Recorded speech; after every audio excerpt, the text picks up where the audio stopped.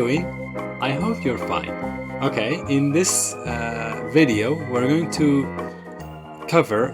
to review all the grammatical points, all the grammatical instructions that we have done or that are there in the book throughout all the units. Okay, inshallah لە وانەیەدا پێداچوونەوەیەکە یاخود بڵین پوختەیەکە لەسەر هەموو ئەو بابەتە گرامەریان هەواتە ئەو بابەتە ڕێزمانیانەی کە لە بە درێژایی هەموو وانەکاندا فێری دەبین و ئینشاءالله ئەمڕۆ زۆر بە پوختی و بە کورتی لەسەری دەڕۆین و بۆ ئەوەی لە کاتێکدا ئەگەر ڤیدیۆکانت هەمووی سیر کردووە بۆ بەم جۆرە پێداچوونەوەی هەموو بابەتە ڕێزمانەکان پێی یاخود ئەگەر ڤیدیۆکانت نەکردووە پوختەیەک زانیاریکی بچووکت هەبێ لەسەریان. So that if you have watched all the videos, this will be a revision for you for all the grammatical points that we have covered throughout the units. And if you haven't watched all the units, all the videos, this will become a wonderful starting point because it provides a summary for all the grammatical points throughout the course. Okay? So the first thing that we are going to do is going to be verb to be. Verb to be. Verbi be. Verb be is we use to be to talk about yourself and to describe peoples and things. People and things. To be بۆچی بەکارێت verb be بۆچی بەکارێت کاتێک کە ئێمە باسی خۆمان دەکەین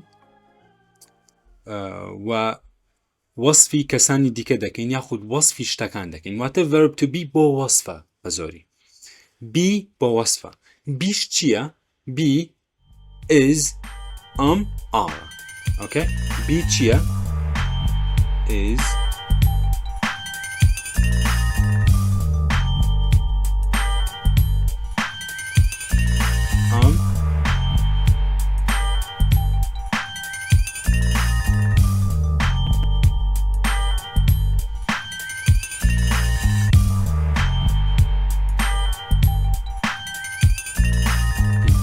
کاتێک ئێماڵین be یعنی ئەمسیانە باشە؟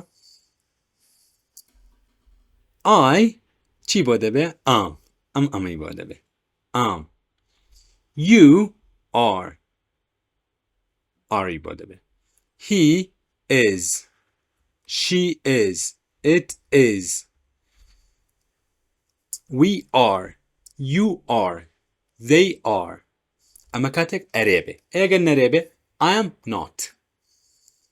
You are not. He is not. Or he isn't. She isn't. It isn't. We aren't. You aren't. They aren't. بەو جۆرە. کەواتە بۆ هەر هەمویان بەم جۆرەیە. I am or I am. I'm not. You are. You're not. He is, he isn't, or he is not. She is, واتە هەر کاتێک کە من he و she بڵێم it بڵێم ئیلا بڵێم is. she غەڵەتە she are غەڵەتە نییە لە ئینگلیزیە وەڵکو چی هەیە they are, we are, you are بەم جۆرە باشە we are. I نە ی بۆ بێ ناتوانم بڵێم I are ناشتوانم بڵێم I is بڵێم I am. هیش بەم جۆرەیە نابێ بڵێم he am ناش بە بڵێم he are بڵێم he is she is it is like that. Okay? واتە ئەمە پێویست ناکاتەوە لە بەریکی تو یاسا بێ و چی بێ هەر ئەوە بزانە کە لەگەڵ هیە دەبێ بڵێم he is لەگەڵ شیە بڵێم is لەگەڵ ئتا بڵێم is that's it. لەگەڵ I بڵێم am لەگەڵ you we they بڵێم are that's it. They are, we are, you are like that. Second, we come to have, verb have. Have بۆچی بەکاردێ کاتێ من بڵێم شتێکم هەیە. I have واتە من هەمە. You have واتە تۆ هەتە. We have ئێمە هەمانە. They have ئەوان هەیانە. Okay? She has ئەبێ بڵێم ئەو هەیەتی ئەو کچە. He has ئەو کچە هەیەتی. It has واتە ئەو شتە هەیەتی ئەو شتە بێ عەقڵەیان بەیژانە.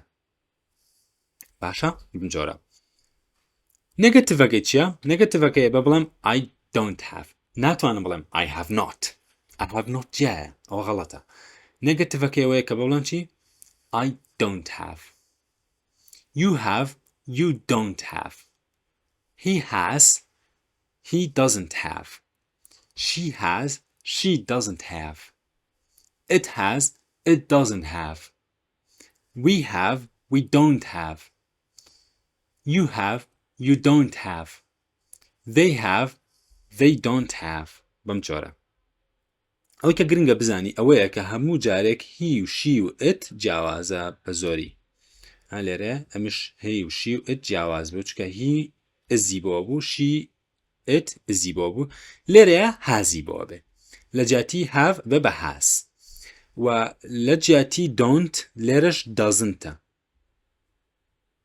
چونکە هەموو جارێک هی و شی و ئت جیاوازە ئەوە ئاگادار بە ئۆکەی verb can واتە دەتوانم توانای کردنی ئەو شتەم هەیە باشە زۆر زۆر گرنگە ئەمە کە تۆ بزانی I can واتە من دەتوانم بیکەم You can تۆ دەتوانی بیکەی We can ئێمە دەتوانین بیکەین They can ئەوان دەتوانن بیکەن He can ئەو کوڕە دەتوانێت بیکە She can ئەو کچە دەتوانێت بیکە It can ئەو شتە بێ عەقڵە دەتوانێت ئەو شتە بکە باشە So I can I can't من ناتوانم You can You can't تۆ ناتوانی He can He can't She can She can't It can It can't We can We can't You can You can't They can They can't ئەو جۆرە ئەوان دەتوانن ئەوان ناتوانن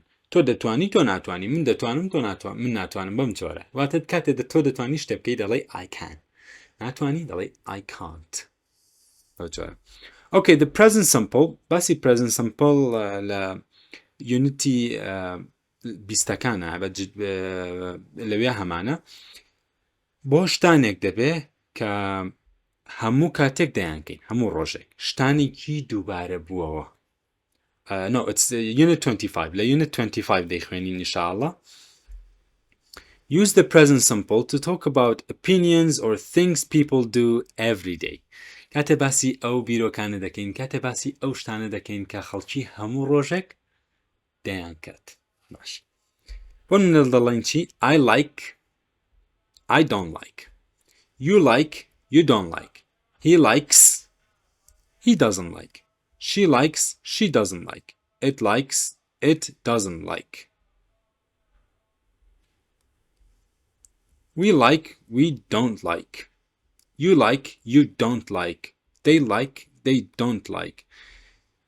As always, he, she, it are different.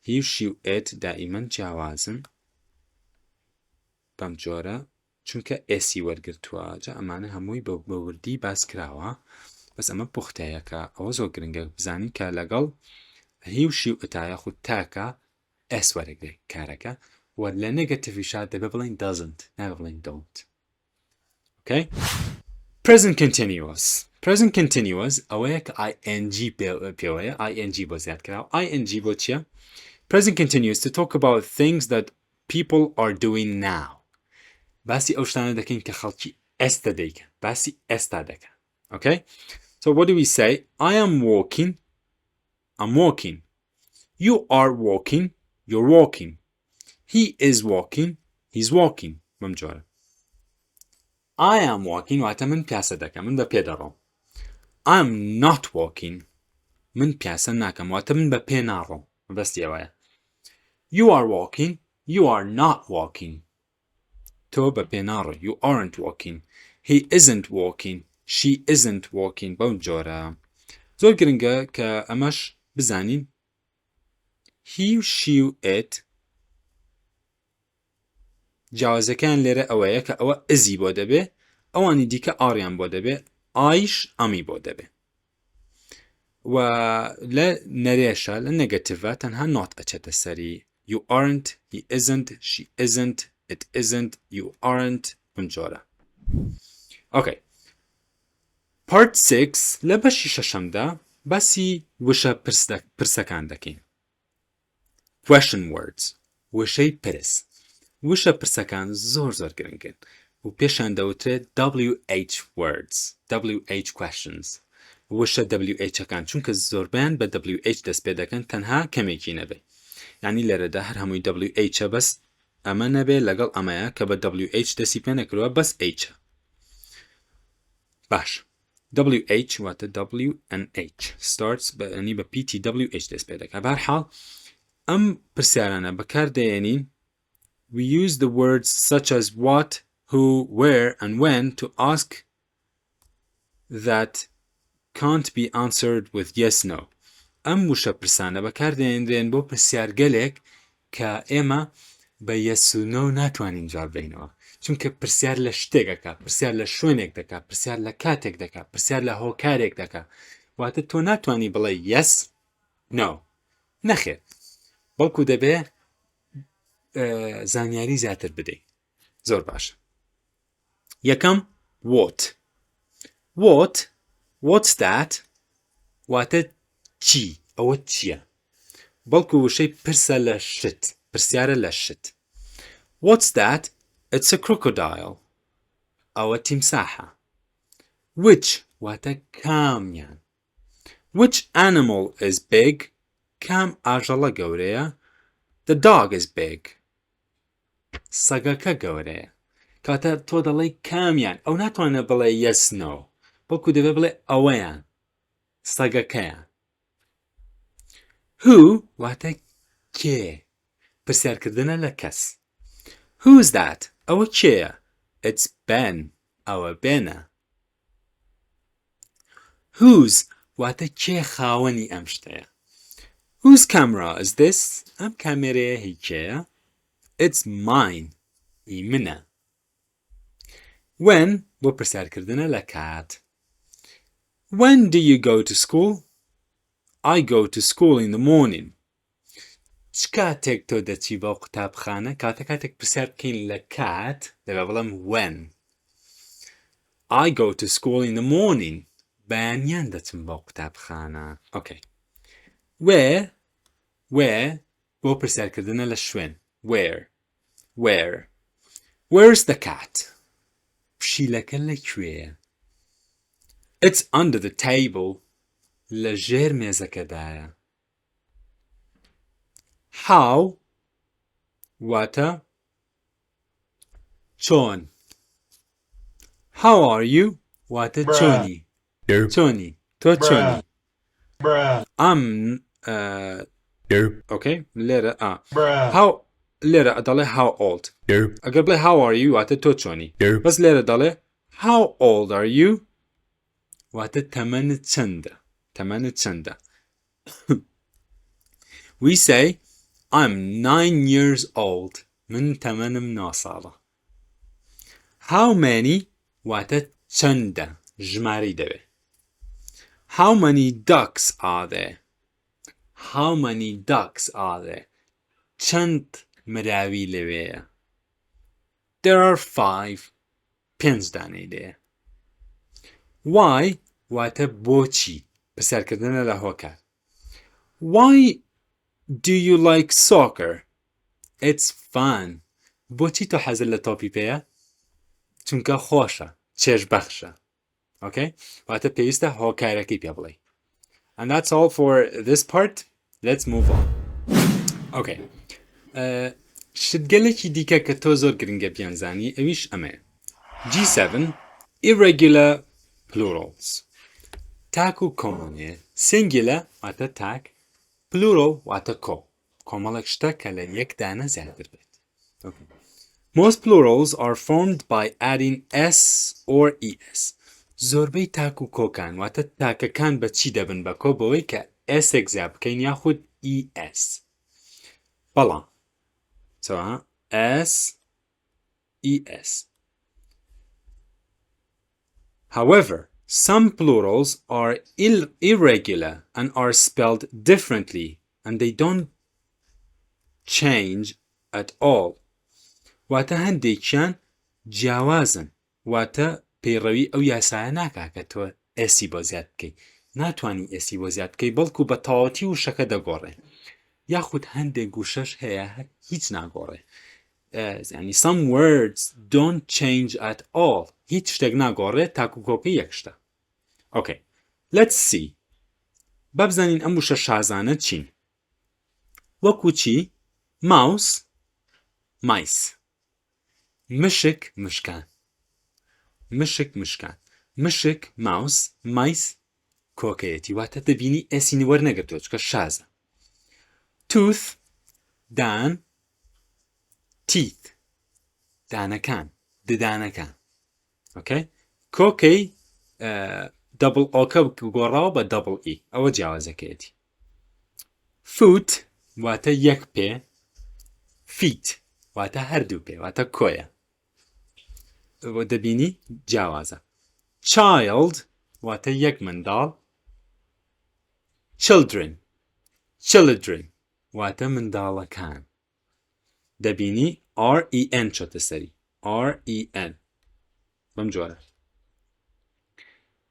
women women لێرەدا دەبێ بە women women women تەنها جیاوازەکەی لە سەرەتادایە لەوا دەڵێی women بە وە دەست پێ دەکەی لەوێژ ئەیکەی بە یێ women women تەنها جیاوازەکە ئەوەیە women کە بەوەی ئێ بیڵێ ئەوە بۆ کۆیە و ئەوە لە خوێندنەوەدا بەڵام لە نووسیندا ئەمە ئیە لێرە ئەویان ئەیە ئەگادار women women man men man men پیاوێک کۆمەڵێک پیاو پیاوەکان ژن ژنان یاخود خانم خانمان person واتە یەک کەس یەک کەس people واتە خەڵک کۆیە واتە چەند کەسێک sheep sheep sheep وشەیەکە کە هیچ گۆڕانکاریکی بەسەرا نایە یەک مەڕ بێ و یەک سەرڕانە مەڕ بێ ینی کۆمەڵێکی زۆر بن هەر وشەکە وەکو خۆی دەمێنێتەوە هەر دەڵێن sheep وەکو ئەوی کە لە بێنەکەدا هاتووە fish fish ئەگەر تاک بێ هەر فشە ئەگەر کۆش بێ هەر فشە واتە ناتوانم بڵێم fishes fishes نییە sheeps نییە بەڵکو ئەم دوانە شازن و هەمیشە وەکو خۆیان دەمێنەوە واتە بە هیچ شێوازەی گۆڕانکاریان بەسەردا نایەت زۆر باش 8 preposition of place فێری شوێنەکان ببین زۆر گرنگە چونکە بەڕاستی زۆر گرنگە تۆ بزانی شوێنەکان چۆن دەربڕین ینی چۆن دەری ببڕی چۆن بزانی شتەکە لە کوێدایە و هەروەها چۆن بتوانین تۆش دەری ببڕی پێی بە بەرامبەر بڵێ وە زانیاریەکە بگەینی کە ئەو شتە لە کوێدایە in لە ناو in لە ناو واتە کاتێک من دەڵێم in واتە لە ناویدایە on واتە لەسەر لەسەر under واتە لە ژێر under the table لە ژێر مێزەکەدایە the cat is under the table next to واتە لە تەنیشت next to لە تەنیشت لە تەنیشتیدایە behind behind واتە لە پشتی لە پشتی okay you have something it's behind it لە پشتێتی in front of واتە لە پێشی ئەمە شتەکەیە ئەو لە پێشێتی between واتە لە نێوان the cat is between the boxes کاتەکە لە بینی دوو بۆکسەکەدایە بەڵێ 9 this that these those this واتە ئەمە ئەم شتێک کە لێرێ نزیکە لێمەوە و یەکشتیشە that تاکە بەڵام دوورە that boy ئەو کوڕە لەوێ these کۆیە بەس نزیکە واتە ئەم شتانە کە نزیکە لێمەوە those واتە ئەو شتانە کە دوورە لێتەوە those books ئەو کتێبانە okay با بە وێنەکەش ببینین near واتە نزیک دەبینی لە وێنەکەشدا نزیکە far away from you واتە دوورە لێرەدا مەسافەکە دەبینی مەسافەکەی دوورە singular واتە تاک plural واتە کۆ لێرەدا یەک دۆگە this dog ئەم سەگە نزیکە لێوەی کاتە دەبێ بڵێ this بەڵام لە کۆکەیە دەبێ بڵێ these طبعا هەمووی نزیکە ئەی بۆ تاکی دوور دەبێ بڵێ چی that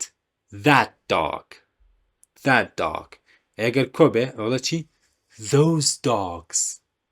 those dogs کەواتە ئەمە چییە دووری شەو کۆشە so this that these those this واتە ئەم شتێکە نزیکە that دوورە بەس تاکن ئەم دوانە هەردووکیان تاک بوون these نزیکە کۆیە those کۆیشە و دووریشە okay in number 10 we have pronouns possessive adjectives and possessive pronouns باسی جێناوەکان دەکەین pronoun can replace nouns pronoun شتێکە واتە بە کوردی دەڵێن جێناو کە دەتوانین لە جێی ناوێکدا بەکاری بێنین بۆ نمونە دەتوانم بڵێم سۆفیە لە جیاتی ناوی سۆفیە دەتوانم بڵێم شی ئەمە جێناوە بۆچی دەڵێ جێناو چونکە ئەمە ناوەکەیە ئەو جێی دەگرێتەوە لە جیاتی بڵێم سۆفیە دەتوانم بڵێم شی لە جیاتی بڵێم سۆفیە دەتوانم بڵێم ئەو کچە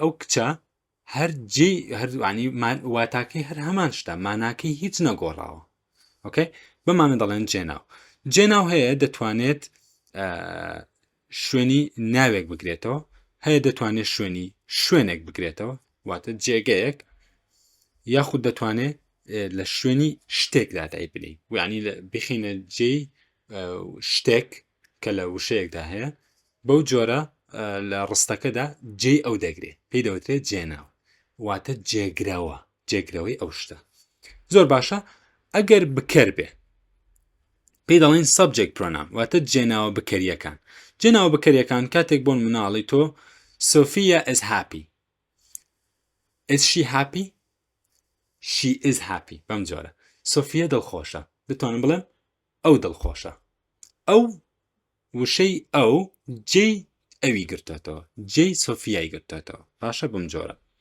ئەو کچە دڵخۆشە ئەو کچار وەک وایە بڵێ سۆفیا دڵخۆشە okay so subject pronouns replace the person ناوی کەسەکە یاخود شتەکە پڕ دەکاتەوە دەچێتە جێی بۆ منە دەتوانم بڵم چی is she happy شی لەویا جێی ناوی کچێکی گرتێتەوە ئەمانیش چۆنن I جێناوەکان ئەمانن I you he she it we you they I من you تۆ he ئەو کوڕە she ئەو کچە it ئەو شتە we ئێمە you تۆ یاخود ئێوە they ئەوان باشە زۆر باشە object pronoun واتە جێناوی بەرکاری چونکە ئەمانە جێی بکەر ناگرنەوە بەڵکو جێی بەرکارەکە دەگرنەوە واتە ئەو شتێک کە کارەکەی لەسەر ئەنجام دراوە نەک ئەوەی کە خۆی کارەکە ئەنجام دەدات باش کەواتە ئەمانە جێی چی دەگرنەوە ئەوانەی ئەو شتانەی یاخود ئەو کەسانەی کە کارەکەیان لەسەر ئەنجام دراوە بۆ منە منەڵێم من گوڵێکمدا بە ئەو کچە خۆ دەشتوانم ناوەکەی بڵم من دەڵێم من گوڵێکمدا بە سارە دەشتوانم ناوی سارە جێگرەوەیکی بۆدا بڵێم من گوڵێکمدا بە ئەو کچە لێرەدا جێناوەکە دەوری چی بینیوە دەوری بەرکاری بینیوە باشە لێرەدا جێناوەکان گۆڕانکاریان بەسەردادێ کاتە کاتێک جێناو وەکو بکەر بێت ئەم ڕیزەی بۆ دەبێت بەڵام کاتێک وەکو بەرکار بێ واتە خۆی کارەکەی ئەنجام نەداوە بەڵکو کارەکە لەسەر ئەو ئەنجام درراوە واتە ئاوا ناڕوە ئاوا ئاڕوە ئۆکەی لە سەبجەکتە ئەمان کارەکە ئەنجام دەدەن. Okay? The arrows are like that. یعنی هیەکە کارەکە دەکا، شیەکە کارەکە دەکا، ئتەکە کارەکە ئەنجام دەدا، ویەکە کارەکە دەکا، یوەکە کارەکە دەکا، دەیەکە کارەکە دەکا. بەس لە میە نە، کارەکە لەسەر من کراوە، من شتێکم پێدراوە. بۆ مناڵە چی؟ ئەو گوڵێکی دا بە من. He gave a flower to me. ئەو گوڵێکی دا بە من. من پێم دراوە، یعنی کارەکە بە من کراوە. Okay? کەواتە وەرگرە. You وەرگرە لێرەدا. Okay? Him وەرگرە. Her وەرگرە. I gave her a flower. I thanked her. Us, they gave us a clap. چەپڵەیان بۆ لێدەین. Okay? Them وە بەو جۆرە. باشە؟ کەواتە لێرەیە ئەمانە کاریان لەسەر ئەنجام دراوە. ئەی پۆزێسف چییە؟ پۆزێسف واتە خاوەندارێتی. خاوەندارێتی. ئەو وشانن وەکو ئەو جێناوانن کە بەکاردێن بۆ ئەوەی کە کەسێک ئەو شتەی هەیە، واتە ئەو شتە هی ئەوە. کاتێک من دەڵێم ماین، مای، ئیتر ئەو شتەی کە لە دوایەوە دێ ئی منە، بۆ من دەگەڕێتەوە. بۆ من دەڵێم چی؟ my book, my car, my teacher, مامۆستاکەم، my mom, my dad, my brother. Okay? My laptop, my mobile. Okay? کاتە ئەو شتەی لە دوایەوە دێ ئەبێ بە هی ئەو کەسە. your واتە هی ئەو. بەم جۆرە. خەتێکی قەوسەکەم، خەتێکی قەوس لێرەدا بە مانای چی دێ؟ بە مانای ئەوە دێ کە ئەو خاوەنی ئەو شتەیە.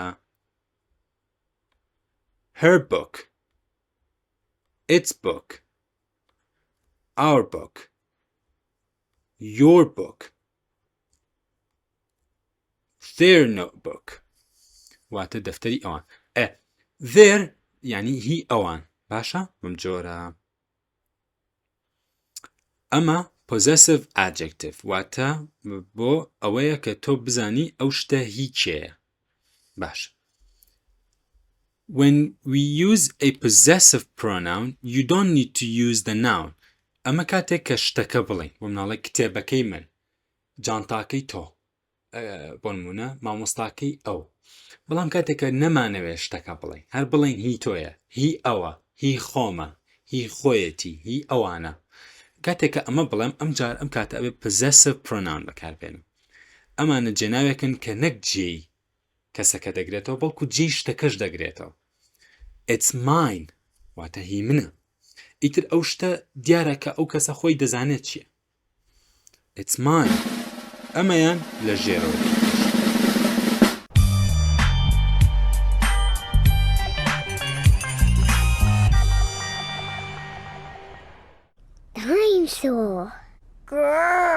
واتە ئەم خشتەیە زۆر زۆر گرنگە. This table is very very important because it explains how you can use different pronouns or adjectives based on the situation, based on the context.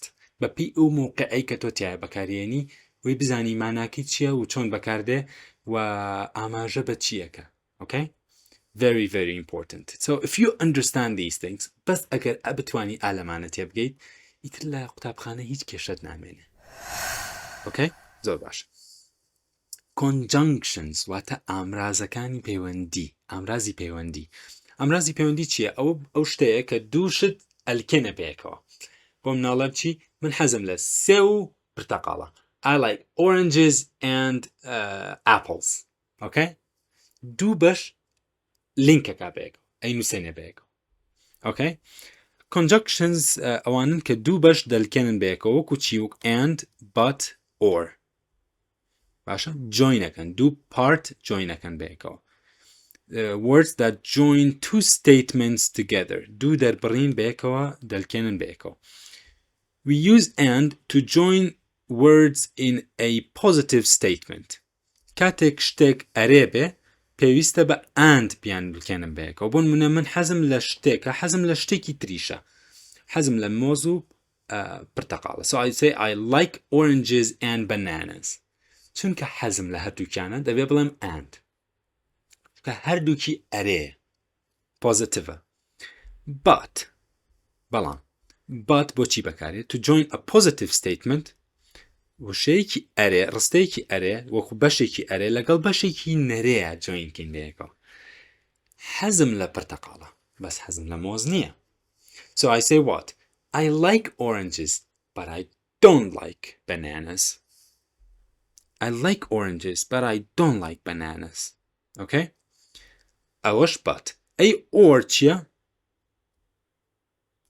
or use or to join words in a negative statement کاتێک هەر هەمووی نەرێبێ واتە بەشی یەکەم و بەشی دووەم هەردووکیان نەرێبن ئەم دوانەکە دەنووسین لێکەوە دەوڵم or I don't like oranges or bananas حەزم لە پرتەقاڵیش نییە حەزم لە مۆزیش نییە I don't like oranges or bananas باشە بەم جۆرە کاتێ یەکێکیان ئەرێبێ یەکێکیان نەرێبێ دەوڵم but ئەگەر هەردووکیان ئەرێبێ and ئەگەر هەردووکیان نەرێبێ or بەو جۆرە 12 common verbs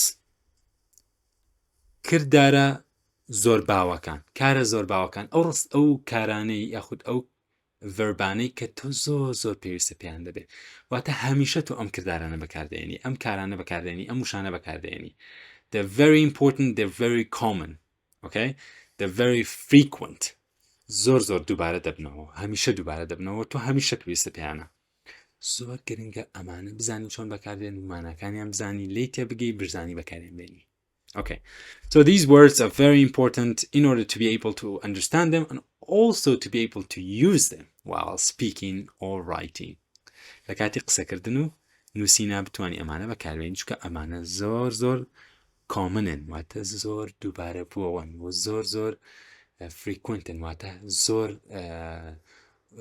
دێتە بەرچاو زۆر گوێت لێ دەبێت زۆر دێتە بەرگوێ لە زمانی ئینگلیزیدا باش ئەم کارانە چین ئەم کردارانە چین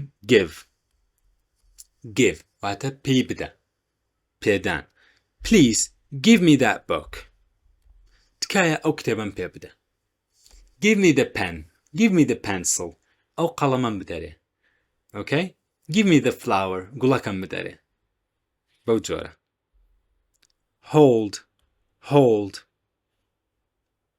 my baby brother can't hold a pen براکەم ناتوانێت قەڵەم بگرێ hold واتە گرتن okay can you hold the book ئەتوانین کتێبەکە بگری بۆ okay my baby brother برا بچکۆلەکەم بەیبیە طبعا ئەڵێ برا بچکۆلە بەیبیەکەم ناتوانێت قەڵەم بگرێ بەدەستیەوە باشە فێر نەبووە هێشتا قەڵەم بگرێ باشە واتە hold واتە گرتن گرتنی شتێک put واتە دانانی شتێک I put my toys in my toy box ئەو شتە یاریەکانی لەکوێ دادەنێ تۆی واتە یاریەکانی لە چی دادەنێ toy box لە سندوقی یاریەکان دادەنێ I put واتە دایدەنێ لەکوێ دایدەنێ یاریەکانی ئەخاتەوە ناو سندوقی یاریەکانی toy box see هەمیشە بەکاردێت کەواتە بینی I can see an airplane in the sky دەتوانم فڕۆکەیەک ببینم واتە فڕۆکەیەک دەبینم لە ئاسمان I can see an airplane in the sky دەتوانم فڕۆکەیەک ببینم لە ئاسمان بەڵێ stop واتە ڕاوەستان واتە بۆستە okay where does the train stop واتە قیتارەکە لەکوێ دەوەستێ شەمەندەفەرەکە لەکوێ دەوەستێ where does the bus stop پاسەکە لەکوێ ڕادەوەستێ بەم جۆرە stop واتە ڕاوەستان یاخود بۆستە وەستان talk طبعا نووسراوە talk بس بۆ نابێ بڵێ talk be careful دەبێ بڵێن talk okay I talk to my friends at school لەگەڵ هاوڕێکانمدا قسە دەکەم لە قوتابخانە talk واتە قسەکردن I talk to my friends at school speakiش هەر هەمان وەشەیە مانای هەیە تقریبا tell واتە پێوتن. Can you tell me where the park is? دەتوانی پێم بڵێ پارکەکە لەکوێیە؟ دەتوانی پێم بڵێ پارکەکە لەکوێیە؟ Tell, can you tell me who is the teacher? دەتوانی پێم بڵێ مامۆستاکە کێیە؟ Can you tell me where the school is? دەتوانی پێم بڵێ قوتابخانەکە لەکوێیە؟ کاتە tell واتە پێوتن. Try